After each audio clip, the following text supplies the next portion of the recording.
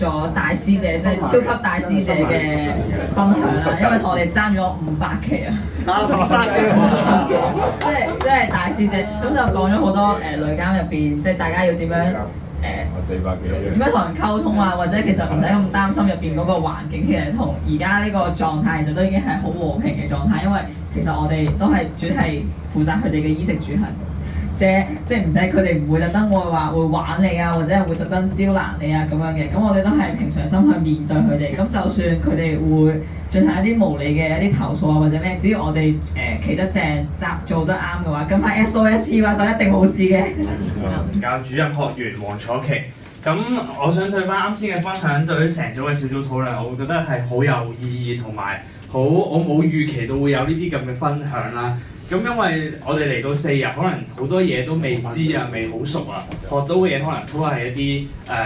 例如啲步操啊、步法啊，呢啲比較官方上面少少。但係去到生活層面上嘅一啲知識咧，反而我哋又冇去交流好多嘅同我哋嘅同期。咁好多謝李 Sir 啦，佢分享咗好多有關於佢以前做嘢嘅經驗啊，甚至係佢由佢啱啱入班開始，到佢出班，再到佢退休嘅時候，佢幫到唔同嘅人，或者係工作上嘅所有小細節、一啲嘅小技巧，同人與人之間嘅關係。咁呢啲係會令到我哋不管係工作又好啦，定係未來同人嘅相處之道，呢啲都係好重要嘅。咁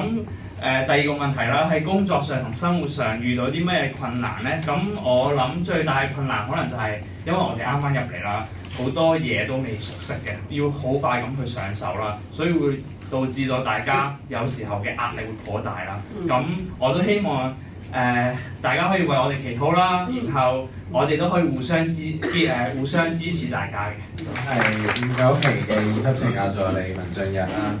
咁就啱啱非常感謝李牧師同杜 Sir 嘅分享啦。咁就透過啱啱嘅分享咧，我哋都即係雖然我哋已經入咗嚟懲教學院都5個禮拜啦，但係其實即係認識對於呢個即係懲教嘅工作都係得個初步嘅認識啫。咁啱啱就十分之感謝杜 Sir，即係佢向我哋介紹咗啦，佢喺即係呢個保安上嘅工作啦，就十分之詳細咁解釋咗，即係佢做嘅工作經驗啊，同埋一啲心得啦。佢亦都分享過佢喺呢個小欖即係精神病院嘅呢個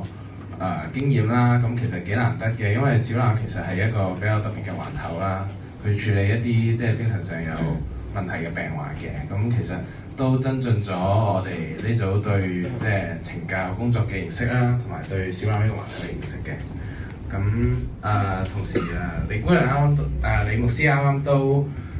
分享過咧，就其實都即係推薦我哋即係除咗喺即係投入喺工作方面啦之外咧，都要即係喺學業上俾啲心機啦。咁就希望即係第時出到去環球工作之餘咧，喺有空閒嘅時候可以多多增進自己嘅知識，咁就對自己嘅工作咧有更加多嘅幫助啦。